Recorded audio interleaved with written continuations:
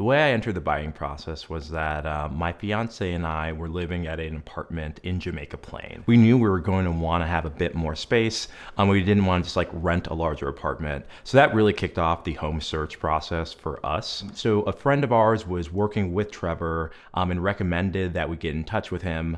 And I gotta say, I remember the first time I spoke with Trevor, he took a video call from a car. And as I was describing my search, I was just floored by the fact that within 5 to 10 minutes, he was already suggesting that we check out units that had been top of my list.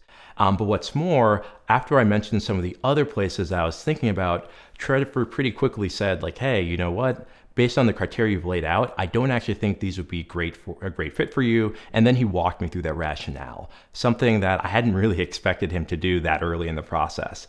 And really those two things made me feel so much more comfortable moving forward with Trevor as my agent. One of the main areas where Trevor helped was in the negotiation process. So that started out with just providing us a set of comps that really helped us figure out what the initial offer should be. But it actually went a little bit further than that, because like he also helped us appreciate the dynamics of the seasonality. So we made a fall purchase, which is a very different market than you would see in the spring.